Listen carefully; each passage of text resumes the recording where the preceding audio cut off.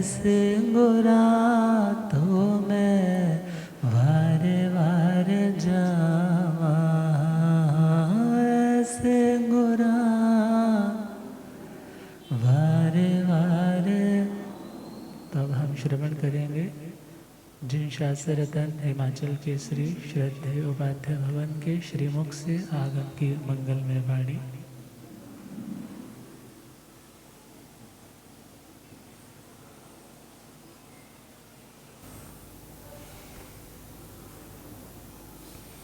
जीर्ण वयने अनुरता, जीर्ण वयन जे करेंति भावेण, अमला असंकलिठा ते हुंति परित संसारी। बोलिए भगवान महावीर स्वामी की। पावन चरित गुरुदेव जी बंधु मन वच काय, भव सागर को तरण में करो हमारी सहाय। जिन शासन जिन वाणी सदा जयवंत हो, श्रवण संग सदा अविचल मंगल हो। मुक्ति को प्राप्त श्रमण भगवान महावीर स्वामी, उनकी परम पावन कल्याणी भागवती वाणी वाचक प्रमुख श्री इंद्रभूति गौतम आदि गणधर भगवंत, जुग प्रधानाचार्य परम पूज्य श्री सुधर्मा स्वामी जी महाराज, उनकी परम पावन पाठ परंपरा वर्तमान आचार्य ध्यान योगी परम पूज्य श्री शिव मुनि जी महाराज एवं गुरुजन सबके पावन चरण सरोजों में मेरा अनंत अनंत वार वंदना नमस्कार हो। उपस्थित धर्म प्रेमी सज्जनों, माताओं तथा बहनों, 9 तत्वों का प्रकरण चल रहा है। पुण्य तत्व तीसरा सुना रहे। तो कल हम सुना रहे थे पुण्य और धर्म की संवर निर्जरा की आधारशिला। वो क्या है? हमारी भावना। भावना किसका विषय? मन का। हमारे मन के भाव कैसे होने चाहिए? कहते हैं कोई अच्छा काम है, जरूरी तो नहीं वो हम कर सके। कोई अच्छा काम है, जरूरी तो नहीं हम कर सके, लेकिन भावना के द्वारा कर लेते हैं। किसी ने मांस खमन किया तो सारे तो नहीं होते। तो कोई सोचता है कितना अच्छा होता, मेरे अंदर भी बल होता तो मैं भी क्या करता, मेरे अंदर भी बल आए और मैं भी क्या करूं, मांस खमन करूं। तो उसने मांस खमन के बीज अपने अंदर बो लिए ना। किसके द्वारा? भावना के द्वारा। हम चौमासे के शुरू 25 और 9 तत्व सिखाना शुरू किया था। तो जिन्होंने सीख लिया और जो नहीं सीख रहा, जब सुनता है तो मन के अंदर भावना आती है, मेरा भी दिमाग काम करे और मैं भी 25 और 9 तत्व समय के पाठ प्रतिक्रमण आदि जो सारी बातें क्या करूं, सीखूं। ये सुन करके जब भावना अंदर आई है ना, तो बीज पड़ गए ना, शुरुआत होगी। जब जब ये संस्कार जागृत होंगे तो उसकी ओर उत्सर प्रवृत्ति होगी। और भावना के द्वारा कोई पाप कर्म करता नहीं है, लेकिन भावना के द्वारा क्या कर जाता है? भावना के द्वारा पाप कर जाता है। तो उसका परिणाम भी तो उसको क्या करना पड़ेगा, भोगना पड़ेगा। क्या परिणाम होगा, दिमाग अशांत होगा, रास्ता मिलेगा नहीं, परेशान होगा, क्योंकि अच्छे और बुरे ने अपना रंग तो दिखाना ही। तो 4 बातों में पहली बात आपको सुनाई थी, हमारे भाव कैसे होने चाहिए। जो हमारे अंदर द्वेष, घृणा, नफरत हमने अंदर बिठाई, जिसके कारण से वो द्वेष घृणा जिसके ऊपर भी बरसी, उसको हम किस रूप में देखते हैं, शत्रु के रूप में। कहते हैं जिसके मन के अंदर जो को फलाना व्यक्ति मेरा शत्रु है, कहते समझना उसने अपनी सारी साधना को क्या कर दिया है, आग लगा दी। कहते साधना तो शत्रु भाव को खत्म करने के लिए है, लेकिन आपने अभी तक बनाई हुई है। तो साधना की आधारशिला जितने शत्रु हैं, अब मेरा कोई शत्रु नहीं। कोई मुझे शत्रु मानने या ना मानने जो उसके हाथ की बात है, लेकिन मैं आज के बाद किसी को अपना शत्रु नहीं मानूंगा। सबका भला सोचूं, सबको भला बोलूं, सबका भला करूं, जितनी मेरे अंदर क्षमता है अच्छा तो करूंगा। मन से किसी का बुरा नहीं सोचना, वाणी से किसी को बुरा नहीं बोलना, और शरीर से किसी का बुरा नहीं करना। तो आप देखो धार्मिक होने के लिए इन बातों की जरूरत है या नहीं। मन, वचन और काया सबके पास है। तो कहा देखा जाए तो जो आधारशिला है, यदि जो आधारशिला है, किसी का बुरा सोचना नहीं, बोलना नहीं, करना नहीं, भला सोचना, भला बोलना, भला करना, तो इसका मतलब धर्म ध्यान की नींव उसकी आधारशिला बन गई। धर्म ध्यान देखा जाए तो इससे अलग नहीं है। धर्म ध्यान जो है वो इससे अलग नहीं है। जे होगा तो धर्म ध्यान होगा, और जे नहीं है तो बोलो धर्म ध्यान होगा या नहीं होगा। अब मानो किसी का बुरा सोच रहे, किसी को बुरा बोल रहे, किसी का बुरा कर रहे हैं, तो हमारा ध्यान कौन सा होगा? चाहे और कोई हो, लेकिन धर्म ध्यान तो धर्म ध्यान नहीं होगा। कौन सा होगा? या तो आर ध्यान होगा या रौद्र ध्यान होगा। तो इस आर ध्यान में, रौद्र ध्यान में कौन से कर्म बंधेंगे? आर ध्यान में तो त्रियंच गति के बंधेंगे, और रौद्र ध्यान के द्वारा नरक गति के। तो कहा कि अपने आप को धार्मिक बनाने के लिए किनकी जरूरत? इन बातों की। तो पहली बात क्या कही? हे परमात्मा, न किसी का दुश्मन ना बन। जिसके दिमाग में दुश्मन रहता है ना, शत्रु रहता है, उसके दिमाग को शांति नहीं होती, चाहे कहीं चला जाए। जिसके दिमाग में जो है कि वो मेरा शत्रु है, तो कहीं चला जाए उसको शांति नहीं होगी। कब शांति होगी? जब भगवान का सूत्र आएगा, मिट्टी में सब भूए सो। अब मेरा कोई शत्रु नहीं। जितने भी लोग हैं वो सारे के सारे मेरे क्या है? मित्र है। मैं किसी का भला कर सकूं ना कर सकूं ये बात अलग है, लेकिन किसी को बुरा सोचूंगा नहीं, और बुरा बोलूंगा नहीं, और बुरा किसी का करूंगा नहीं। सोचूंगा सबका भला हो, सबका मन से भला सोचा, भला बोला, और शरीर के द्वारा नहीं होता तो क्या करें? नहीं होता। जब शक्ति आएगी तो क्या करेंगे? देख लेंगे। तो अब दूसरी बात है, गुणीषु प्रमोदम। गुणवान जो अच्छा है, तो जानते हैं अच्छे की प्रशंसा भी होती है, अच्छे की प्रशंसा भी होती है।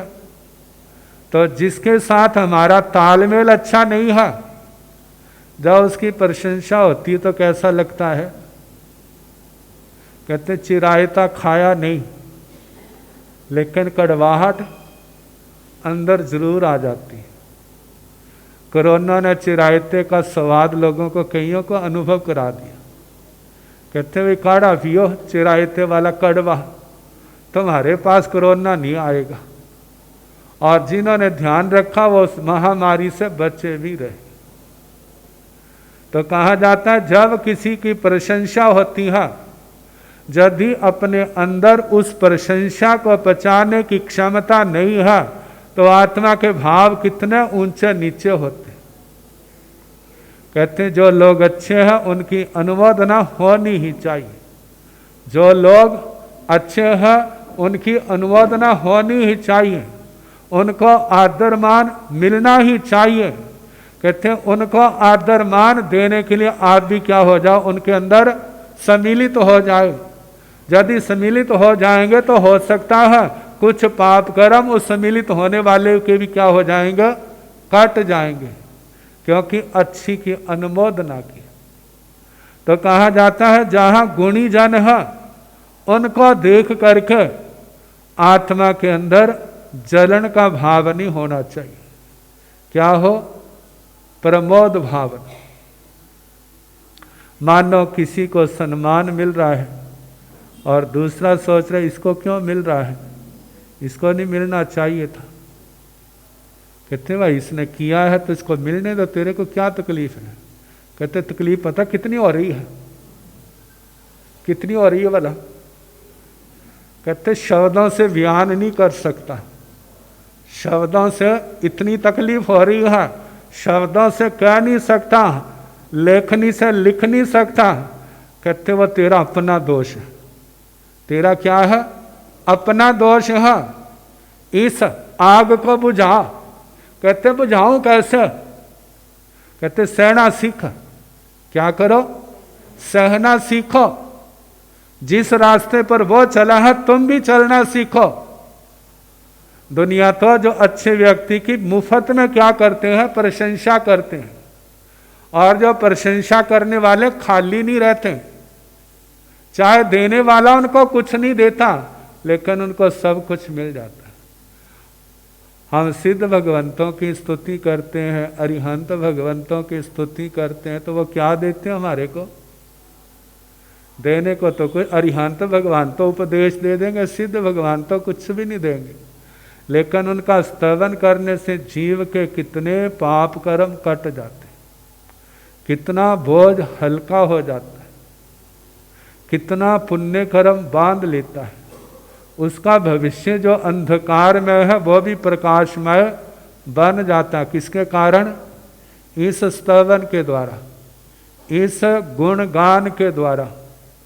तो बताया गुणीषु प्रमोदम, गुणी जनों को देख करके अंदर प्रसन्नता, प्रसाद भाव, आत्मिक प्रसन्नता पैदा होनी चाहिए। इसकी साधना सफल होगी। क्या होगी, इसकी साधना सफल होगी। इसके अंदर ये गुण पैदा हुआ है।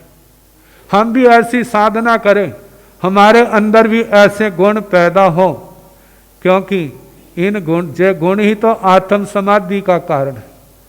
जे गुण आएंगे तो आत्मा के अंदर समाधि होगी। यदि जे धर्म के गुण आत्मा के अंदर नहीं आते तो आत्मा के अंदर समाधि भाव भी होने वाला नहीं है। तो दूसरी बात, जितने गुणवान हैं उनको देख करके अंदर खुशी होनी चाहिए, नाक मुंह सिकुड़ना नहीं चाहिए, चेहरा खिल जाना चाहिए। लेकिन क्या करे कोई, किसी के कर्म अच्छे नहीं है, पूर्व जन्म का संबंध अच्छा नहीं है। कहते कोई बात नहीं, आप उसको नष्ट करने का प्रयास करो। हे परमात्मा, जो ईर्ष्या का दोष है, जो मेरा दोष क्या हो जाए, खत्म हो जाए। ये भावना भाव। वो लोग धन्य हैं जो भगवान के मार्ग पर चलते, भगवान की शिक्षाओं का आचरण करते हैं। जितना जितना करते हैं उतना उतना क्या है, साधुवाद का पात्र है। मेरे अंदर भी ऐसी शक्ति जागे, मैं भी क्या करूं, मैं भी इसी प्रकार इस धर्म के इन गुणों को अपनाने का प्रयास करूं। जानते हैं प्राय करके घर के अंदर 4 भाई हैं। एक भाई थोड़ा पुण्यवान है, होनहार है, बड़ा आगे निकल गया, और 3 भाइयों की किस्मत अच्छी नहीं थी, इसलिए वो आगे नहीं निकले। तो माँ बाप जब भी कभी मौका मिलता है तो किनकी प्रशंसा करते हैं? उसी की प्रशंसा करते हैं। तो जानते जब ऐसा होता है ना, प्रशंसा करने वाले को बड़ा ध्यान रखना पड़ता है, नहीं तो वहाँ पर जैसे भारत पाकिस्तान 2 ग्रुप है ना, ऐसे घर के अंदर भी क्या हो जाते हैं, 2 ग्रुप बन जाते हैं। जो तो होनहार है वो एक और होगा, और दूसरे 3 जो है वो एक और हो जाएंगे। तन्ना की कथा तो आपने कितनी बार सुनी होगी, धन्नाशाली व धर, धन्ना तो पुण्यवान है, आओ उसको जहाँ जाता उसकी प्रशंसा होती है, और 3 भाई जहाँ जाते हैं उनको कोई पूछता तक नहीं है, आओ सोचते हैं इसके कारण से हमारी कदर नहीं है। आओ कितनी ईर्ष्या, कितना द्वेष, कैसे पूर्व जन्मों के संस्कार। तो भगवान आचार्य श्री अमित गति जी हमारा मार्गदर्शन कर रहे हैं, कहते हैं अपने आप को संभाले। कौन? जिसके अंदर ईर्ष्या की आग जल रही, कहते हैं इस आग को बुझाए, और जहाँ गुण है सच्चे हृदय से आप भी क्या करो, उनकी अनुमोदना करो। अनुमोदना नहीं कर सकते तो कम से कम शांत रहो, उल्टे कर्म ना बांधना। वो कर्म आप जब उल्टे कर्म बांधोगे तो वो आपको और नीचे गिराएंगे, तो वो आपके लिए और भी क्या होगी, दयनीय दशा। तो दूसरी बात कहते ना, गुणी जनों को देख हृदय में मेरे प्रेम उमड़ आवे। पढ़ते हैं ना, जे मेरी भावना ऐसी है, रोज पढ़ने वाली है। कहते हैं आगे पीछे पढ़े चाहे ना पढ़े, एक दिन तो जरूर पढ़ी जाती है। कौन सा दिन है वो भला? रसम पगड़ी के ऊपर तो सारे मिल के गाते हैं। जैसे शमशान भूमि में विराग आ जाता है ना, इसी प्रकार मेरी भावना गाते भी क्या आ जाता है, ऐसा विराग आ जाता है। कहते हैं वह सारी दुनिया झूठी है। तो वहाँ उधर तो कहते हैं जैसे शमशान भूमि से आए ना, स्नान किया, सारा विराग उतर गया।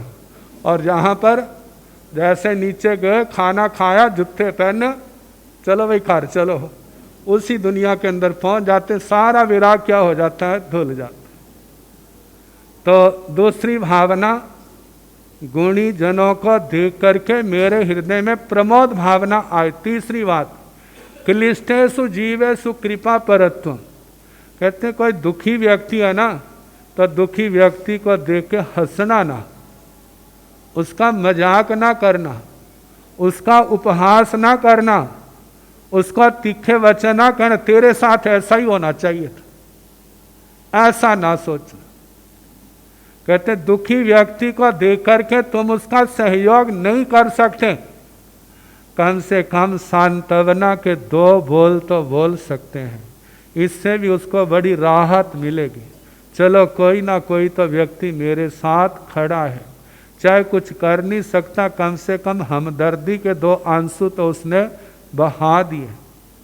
कहते कहीं जो मौके होते हैं, भाग्यशाली लोग होते हैं जो ऐसे समय में सहयोग दे करके अपनी संपत्ति को, अपनी बुद्धि को सार्थक बना लेते।